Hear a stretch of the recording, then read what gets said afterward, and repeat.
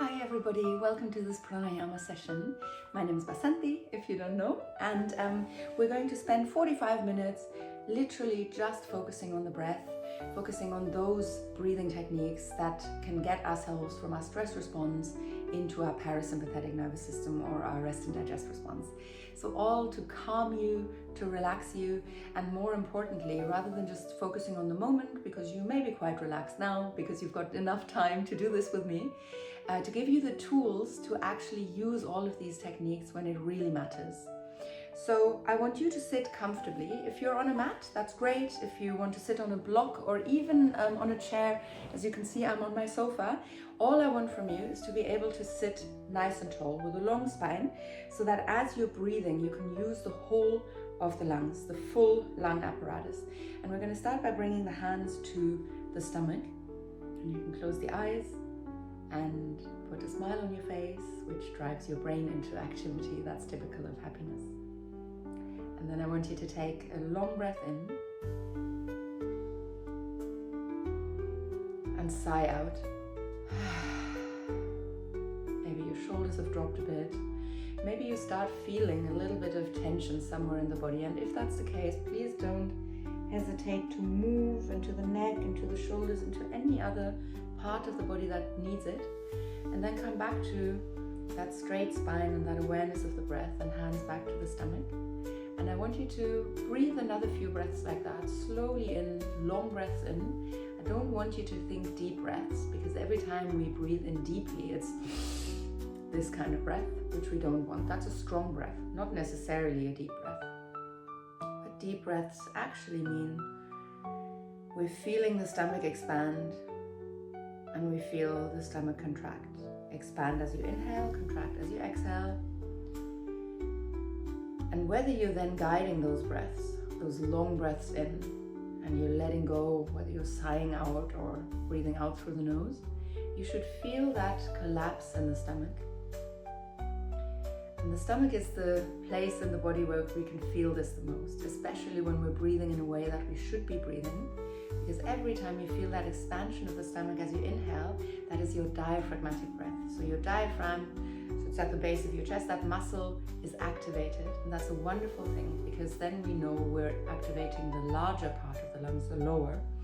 And when that is the case, because it is so large, and also it houses those nerves, those parasympathetic nerves, nerves that fire and then activate your rest and digest system, that calming part of the autonomous nervous system, then everything is good, and we're going from action and stress into calm and relaxation.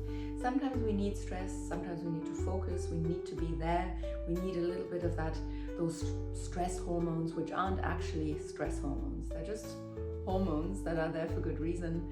And for example, cortisol, we need it to get up in the morning, right? So nothing is just good or bad.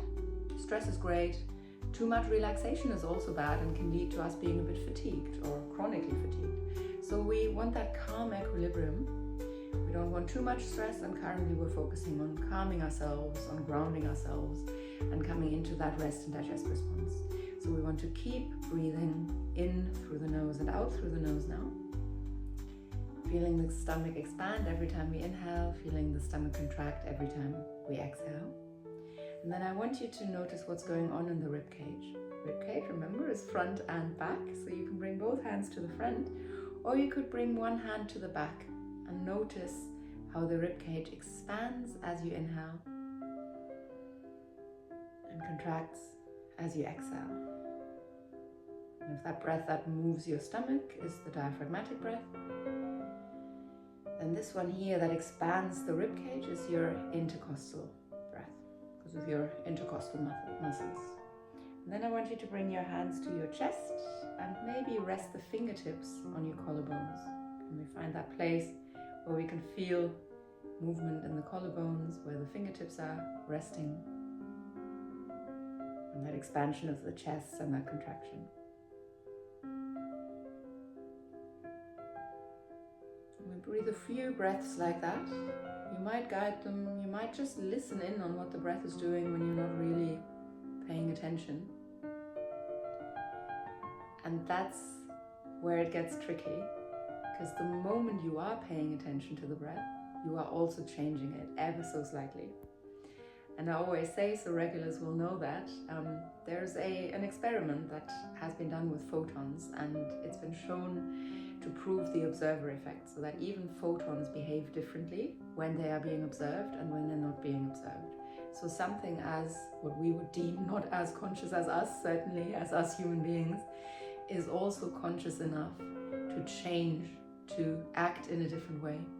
So when we are observing our breath, we always remember that it is quite hard to do, to take ourselves completely out of this and not be the participant.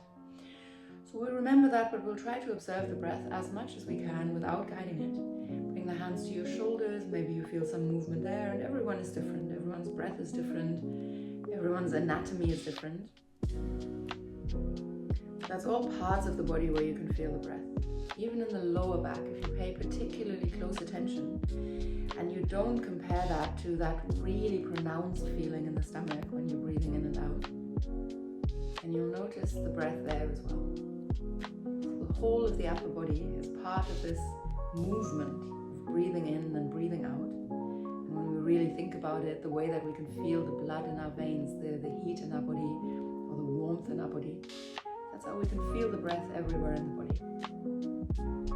So I want you to stay aware of that, hands just resting on the knees or thighs.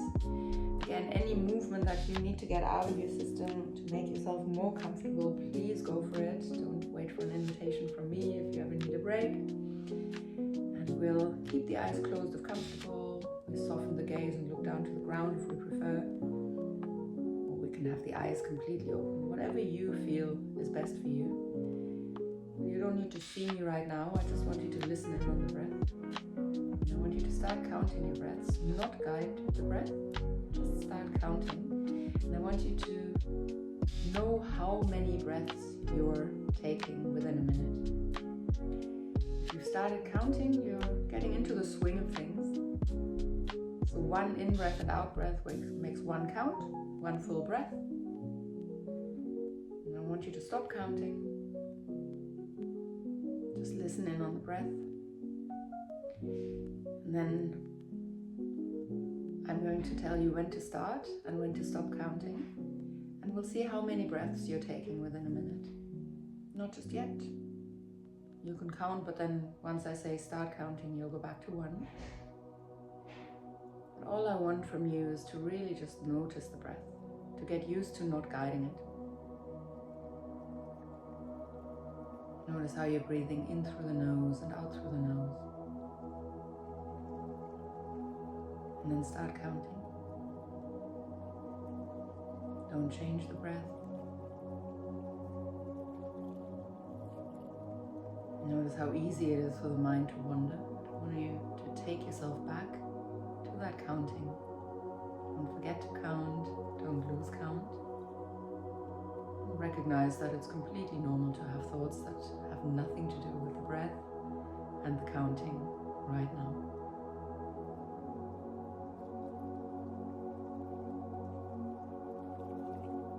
Again, don't guide the breath, just count. You might also become aware of the fact that there are these pauses that we make. Every breath has an in-breath and an out-breath, but 2 pauses. One after you've inhaled, one after you've exhaled. That's our 4-part breath.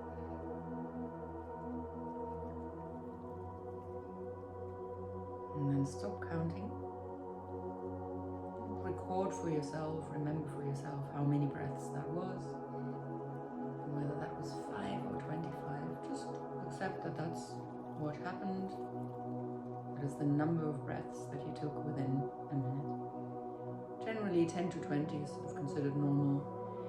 Anything below that, even 12 they say, below 12 breaths is good. It's you actively activating your parasympathetic nervous system.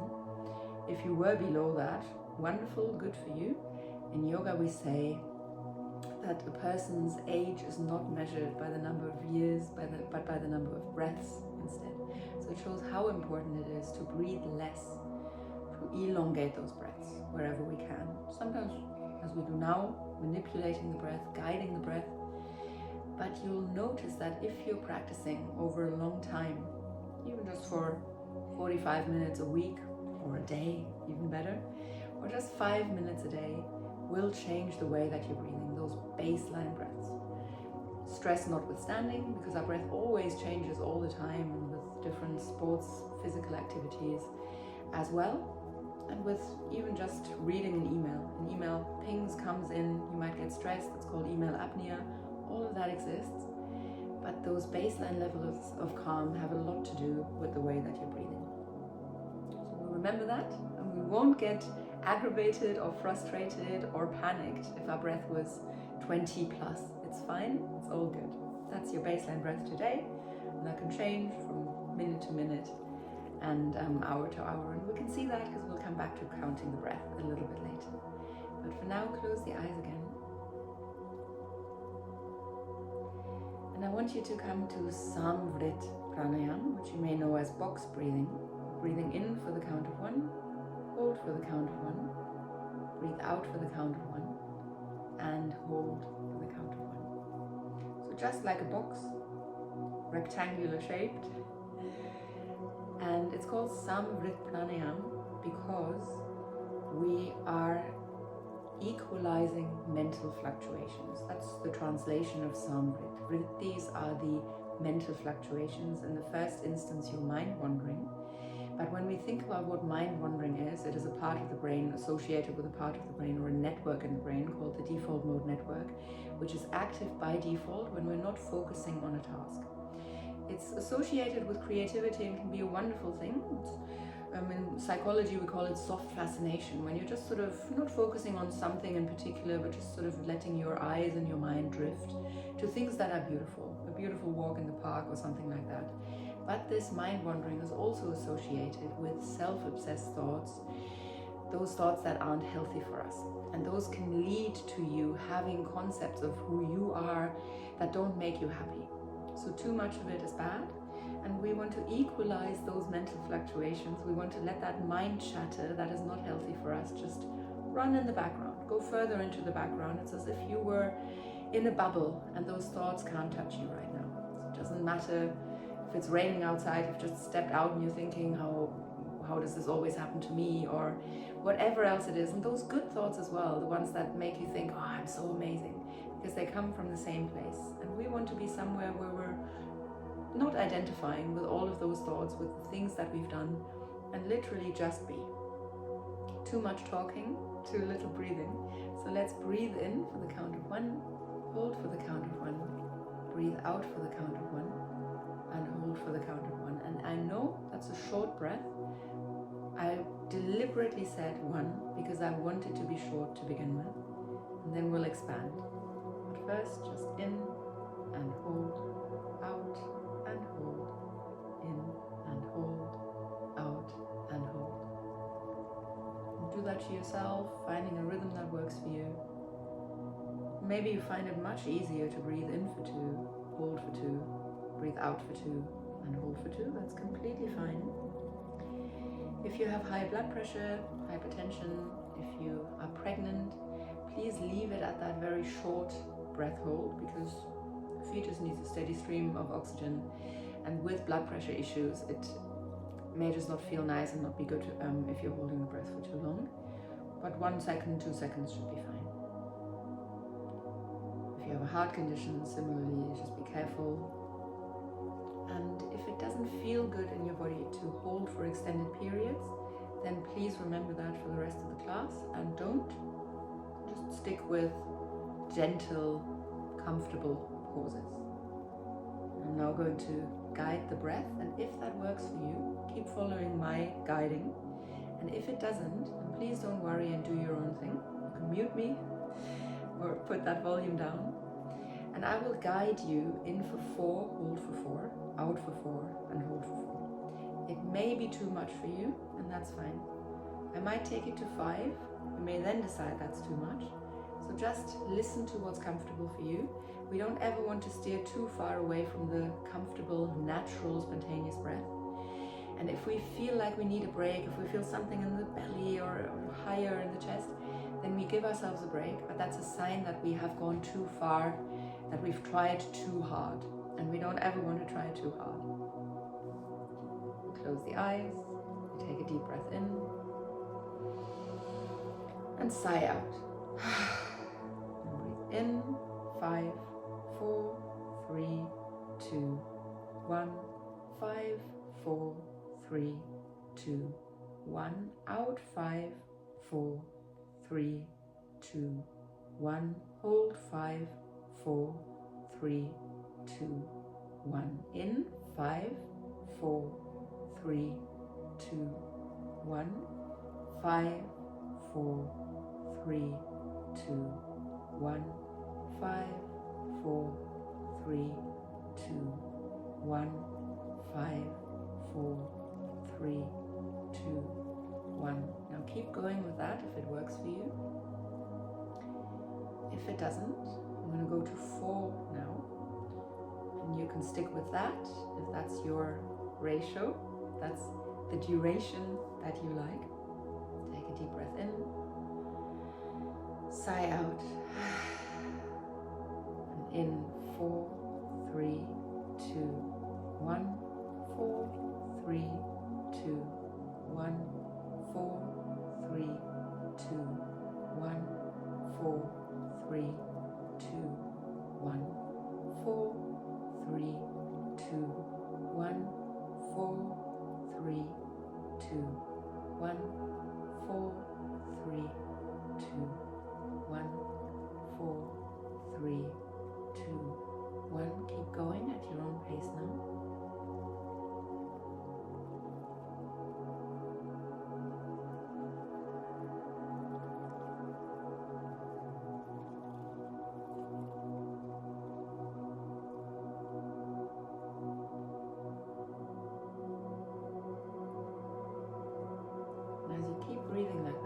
Go to 3, if you go to 2, that's all fine.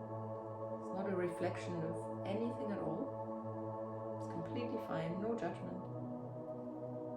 Just stick with a ratio that works for you, with the duration that works for you. The ratio stays the same.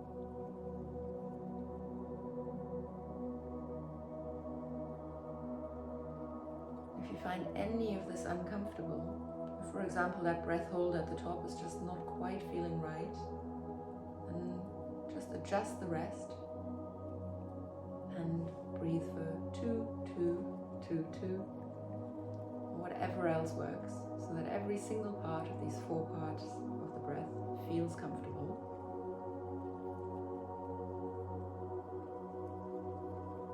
No pressure on the body, no part of the body. Just a comfortable breath that you could keep up for longer than we will. It might feel boring at times. You'll probably start noticing that mind chatter just goes into the background. Still there, of course. It's always going to be there. It's normal. But it's not at the forefront of our mind.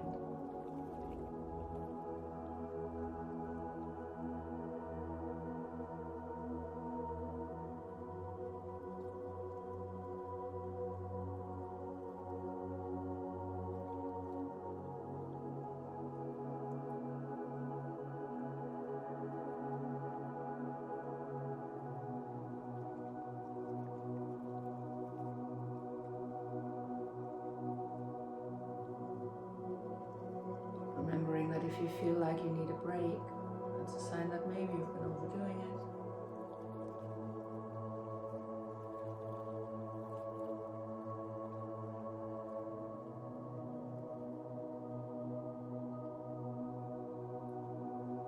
Now, breath is a wonderful thing because it's an equilibrium within itself. Our in-breath is a function of the sympathetic nervous system. So every time you inhale, your heart rate rises a little bit. Everything that's associated with sympathetic activity, your muscles contracting a little bit more. That stress response. Think of the hunters and gatherers, think of us in the ancient times when we had to run away from a wild animal or freeze, pretend to be dead.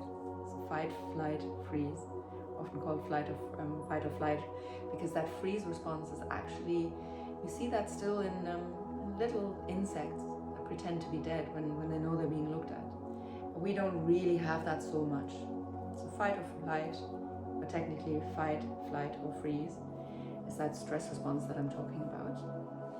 And that's your inhalation. And then physically, your exhalation, all that happens when you exhale is associated with the rest and digest system, the parasympathetic nervous system, that branch of the autonomic nervous system that's all about relaxing you. It goes for the muscles, it goes for your heart rate, everything just slows down. So it's like yin and yang, we need both, like sun and moon.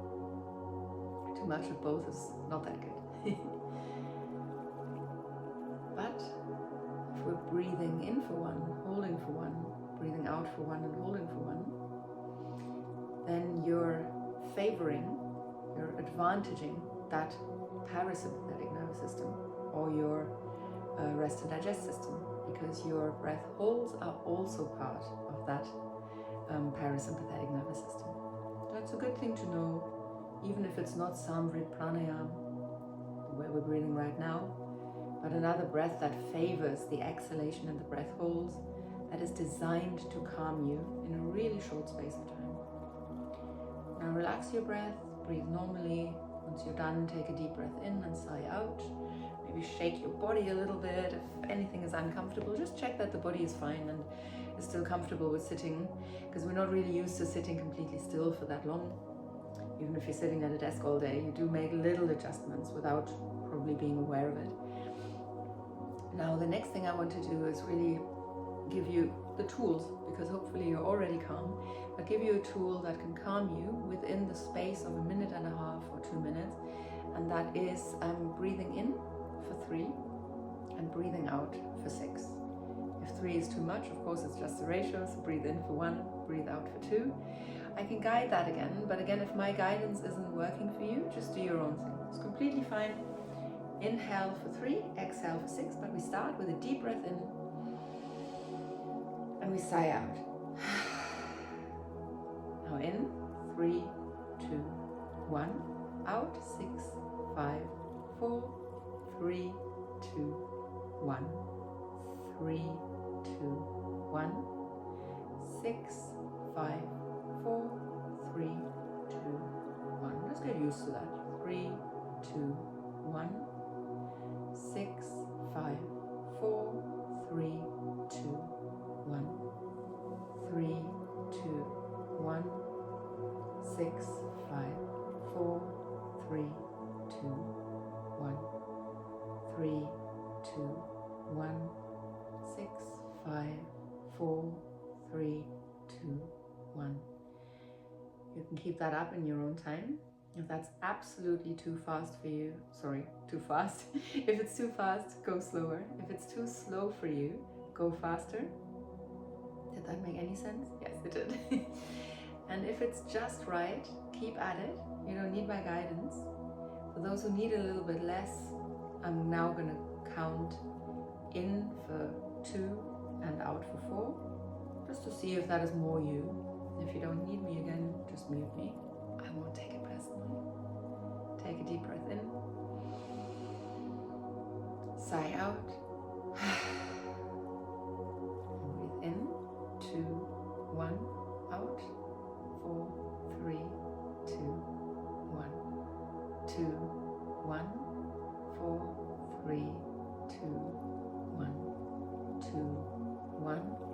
4, 3, 2, 1. 2, 1, 4, 3, 2, 1. And maybe you're somewhere in the middle. Maybe you already know exactly what you're doing. You just keep doing that. In for 1 and out for 2. In for 2, out for 4. In for 3, out for 6. Notice how you feel in the body and the mind. Emotionally, just notice anything that's different to maybe before we started.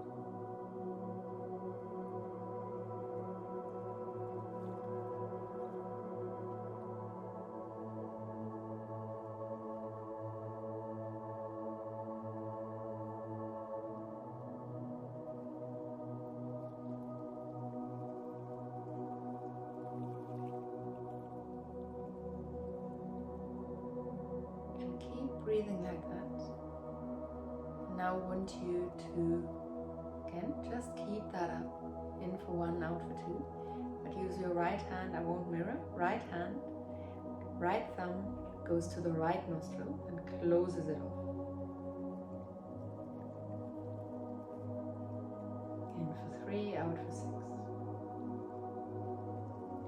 For all those who may have a blocked left nostril, and ignore me if you're fine, you can just keep breathing like that, in through the left, out through the left, in for 3, out for 6.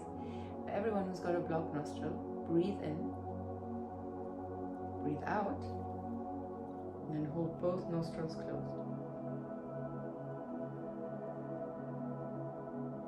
And when you feel you need to breathe in, just inhale, exhale again, inhale, exhale, and do the same thing. Close your nostrils, close for as long as you can hold your breath at the bottom after that exhalation. And after a minute, sometimes a few minutes, sometimes it does take a little bit longer, unfortunately, but then you should be able to open your nostrils like that, through that warmth.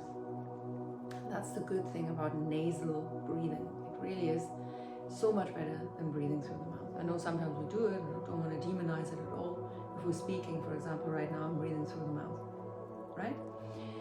But that nostril breathing is a wonderful way to make sure that nothing gets into the lungs that shouldn't, right? We're filtering the air, no toxins get in, nothing that shouldn't go in finds its way into the lungs. And through that nasal hair, you're also having a bit more resistance than when you're just breathing in like that. That means more nitric oxide, it means more, so that's anti-inflammatory, is really good for you. It means more warmth into your body, so you're warming up the air more. That resistance is a wonderful thing because it also means that you're taking in more oxygen, because it goes a little bit slower as well. And it's a really wonderful way to get to an efficient gas exchange of oxygen and carbon dioxide. So it's a wonderful way to breathe in and out through the nose. Whenever you can, please breathe in and out through the nose. Don't give yourself a hard time if you can't though. Now everyone who's breathed in and out through the left, we're going to change nostrils. Everyone, even if you were trying to open up the left nostril, change sides, close off the left nostril, which doesn't really matter. If this hand has gotten a little bit heavy or the arm has gotten a little bit heavy, don't worry, take the left hand, it doesn't matter. And just close off the left nostril so that you're breathing in through the right and out through the right. In for 3, out for 6, or in for 2, out for 4, which is always twice as long an exhalation than an inhalation. And you will have heard of the vagus nerve. I honestly don't know who hasn't these days, because everyone talks about it. The vagus nerve is the longest cranial nerve in your body, 12th cranial nerve. It connects all your vital organs to your brain, so it tells the brain what's going on in the body. And a surefire way to calm you, to let the brain know it's time to relax, is to sometimes even trick, you may be really, really stressed about whatever it is. You've been running, you've got a deadline, a sudden deadline or something like that. Breathe like this and the vagus nerve will spark into activity. Through the lungs, through the vocal cords as well, I'll come to that with another breathing exercise we will do. But the vagus nerve is also connected to your knees, which is the reason why when you're nervous, sometimes you feel weak in the knees. It's connected to your gut. So when something's going on there, when you feel nervous in the gut, when you feel that there, that's also the vagus nerve. So breathing in for 3 and out for 6 lets your brain know that it's time to relax and calm down and spark happy, calm activity in the body, so positive neurotransmitters and those so-called happy hormones. So we keep breathing like that with just through the right nostril. Again, if your nostrils are blocked, if that right nostril is blocked, again, we breathe in, we breathe out, we hold the breath at the bottom for as long as we can, for as long as it's comfortable, and then breathe one breath in and out normally, and then go again.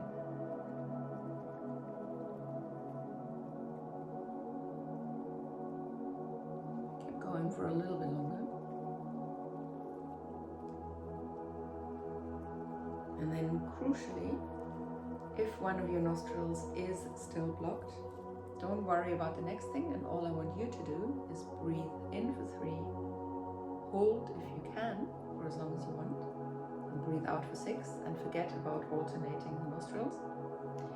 If both nostrils are open, please breathe in for 3 through the left nostril. Breathe out for 6 through the right nostril. And stay here. Breathe in for 3 and out for 6. And that's obviously not the rhythm I just demonstrated, but it's always this. Close off the right nostril with the thumb. We close off the left nostril either with the forefinger or with the ring finger. There's a couple of mudras here. You could have your index finger and middle finger rest between the eyebrows, that space between the eyebrows, your third eye chakra. And then use your ring finger. Or you could, that's how I learned it actually, just open the hand and then go like this. I'm going to do this with you now. Again, if you've got your ratio, if you do this all the time and you know exactly what to do, please go ahead and do your own thing. If you haven't done this before, remember I'm not mirroring. Use your right hand to close off the right nostril. And I'll start with in for 2 and out for 4, just because we want to get used to it. We take a long breath in, sigh out. And then in, 2, 1, out, 4, 3, 2, 1. In, 2, 1, 4, 3, 2, 1, 2, 1, 4, 3, 2, 1, 3, 2, 1, 4, 3, 2, 1. My bad. Not 4, 3, 2, 1, obviously 6, 4, 3, 2, 1, but a good time to take a little break. We can now add a breath hold. So I said earlier, if you're pregnant, don't hold your breath. If you've got a heart condition or blood pressure issues, especially hypertension, high blood pressure, then please don't hold your breath. You can, of course, do it for a little while, see how it goes. Not too long. A second is fine. 2 seconds is fine. Don't go longer than that if you're pregnant and if it feels uncomfortable. No matter what I said about the issues or whatever, if it feels uncomfortable, don't do it. Just remember that for the rest of the class. And we go in for 3 and out for 6, whatever that means for you. I did seconds, but it can be something else for you. So just count in a way that's comfortable. And you can do that with me, but you don't have to.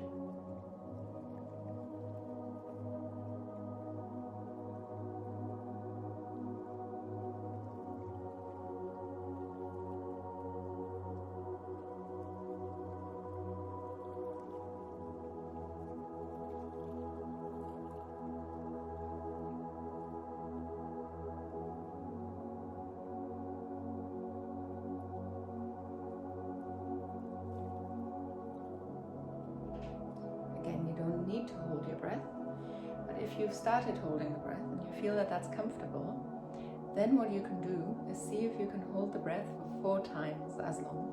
So the ratio is in for 1, hold for 2, breathe out for 4. In for 1, hold for 2, breathe out for 4. So if you're breathing in for 3, hold for 4 times as long, that's 12. Then exhale for twice as long as your inhale was, that's 6. In for 3, hold for 12, it's a long time, potentially. Out for 6. If you're breathing in for 2, hold for 8, and out for 4. You don't need me, you don't need a maths teacher, it's fairly easy, but that's the ratio. In for 1, hold for 4, out for 2. You'll still notice that you're making a little pause, that your body maybe wants a pause before you breathe in again. Allow that to happen. As I was counting, you may have noticed that I wasn't accounting for that. That's fine, because when I count for someone else, then obviously it's very much about, it's such a personal thing, it is quite prescriptive. That's why I like not doing it and like other people finding their own perfect rhythm. And please don't be too religious about it. If you can't, if you're breathing in for 3 and you're breathing out for 5, that's okay. I want you to be comfortable. I want you to just get into that rhythm of exhaling for longer and being aware of that breath hold and expanding on it and wonderful way to get that wonderful, that oxygen saturation going, to open the smallest alveoli in your lungs so that they can also work to oxygenate your blood. So that's brilliant, oxygen saturation. And that breath hold at the bottom, if you were doing that, if your nostrils were blocked, is great for CO2 tolerance. So that tolerance of carbon dioxide, because you've exhaled, you've let go of it, and that's something that your body then needs to deal with. Anyway, we're now breathing in for 2, hold for 8, out for 4. In through 1, out through the other, in through that nostril, and out through the other. So every time before you exhale, you're changing nostrils.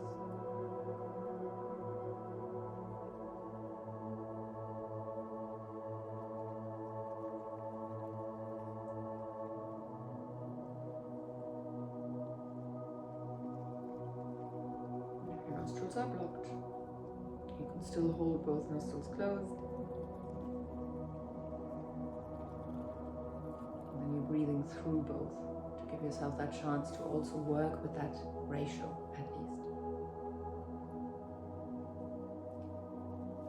And when we're alternating nostrils like that without that breath hold, it's called Anulom Vilom, which means with the grain against the grain. It's in through one, out through the other. So this alternating of the nostrils is there to achieve an equilibrium of those two nostrils, and with it the two hemispheres of the brain. The left is associated with the right hemisphere of the brain, right nostril is associated with the left hemisphere of the brain. They're also called Ida and Pingal. They're nadis, energy channels that go through our body, the right and the left, and then there's Shodhana Nadi, your middle energy channel. We're trying to achieve an equilibrium between the two. I talked earlier about how we can have too much sun and too much moon. The left nostril is called the moon energy channel. The right nostril is called the sun energy channel.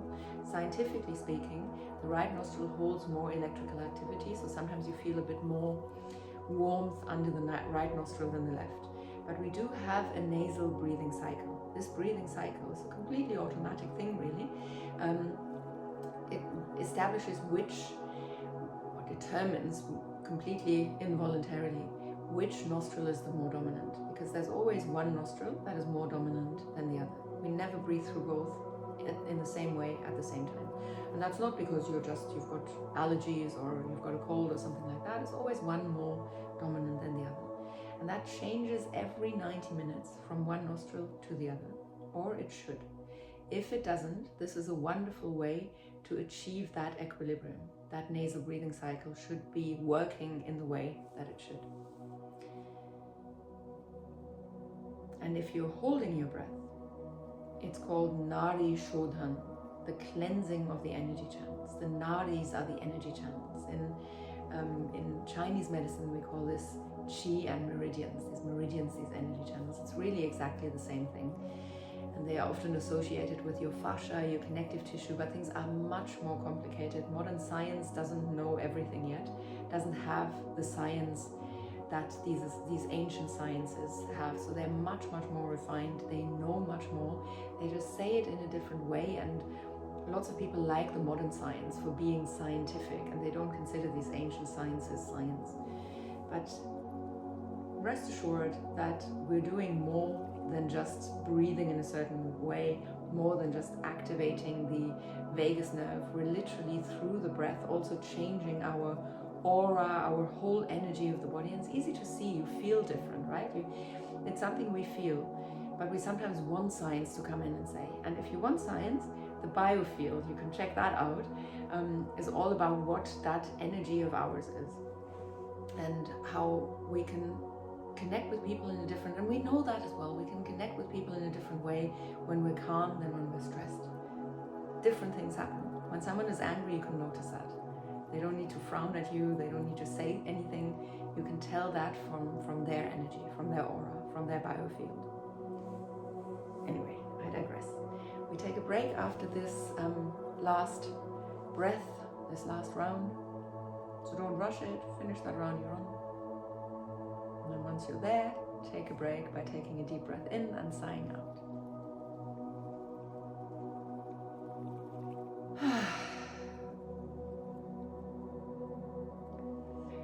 mentioned that the vagus nerve is connected to your vocal cords, and there is a wonderful pranayama breathing exercise called Vritti Pranayama, the humming bee, the Indian bee, the buzzing bee, and it is very easy. We just breathe in and hum out, and we want to think of the sonorous sound of a bee, so nice and round sound.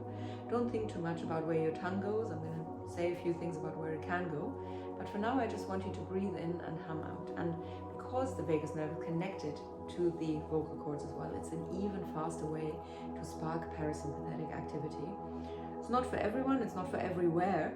It's much less intrusive, if you have people around you, to just breathe in for 3 and out for 6 and no one's going to notice. Whereas if you're humming, unless you're on a very loud train tube, then people are going to notice. But this is my favorite, and everyone has things that work more, better or worse for them. So find yours and stick with it. That's all it is. So I want you to breathe in now and sigh out. Even that feels nice, right? Just a long exhalation, just letting go, just making a bit of sound. Now breathe in and hum out.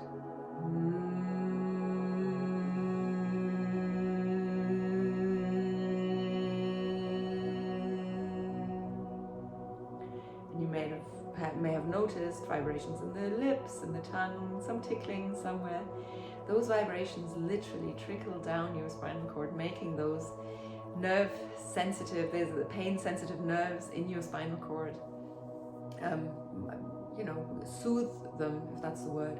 So it's a wonderful way to create, for your body to create your own painkillers, your natural opioids. Wonderful, isn't it? So we take another breath in and hum out.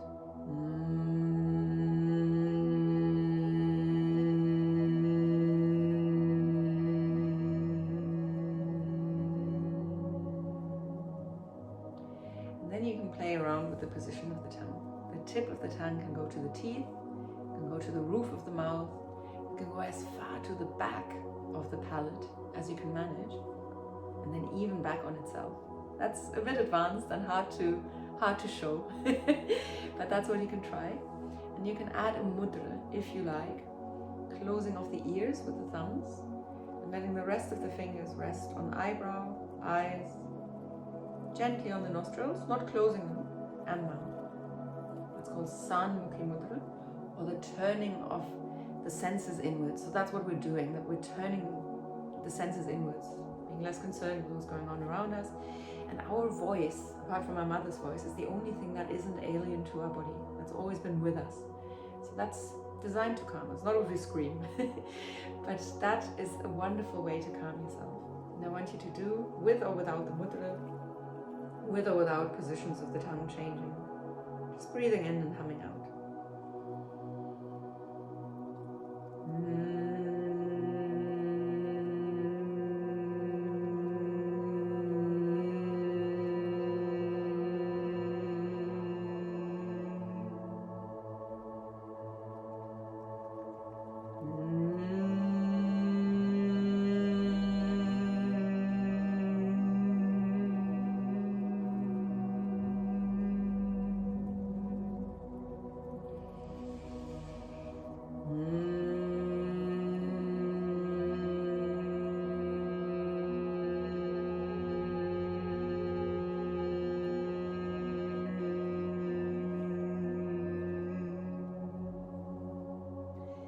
That sound come to an end. Again, just notice how you feel. I know I'm running over because it's coming up to 45 minutes, but I want us to count the breath again now and compare that to when we started off. So take a deep breath in, sigh out, and then start counting now. Don't guide the breath, just count how many breaths you're taking within 1 minute. In through the nose, out through the nose. No rushing, no skimming, no nothing. No need to guide. Just listen to what the breath finds most comfortable. Notice the pause at the top, pause at the bottom.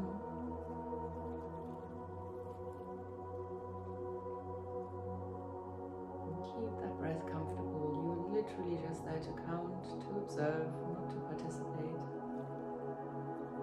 It may just be much, much harder after a class in which we have participated and guided the breath so much. Keep counting. Keep breathing and counting.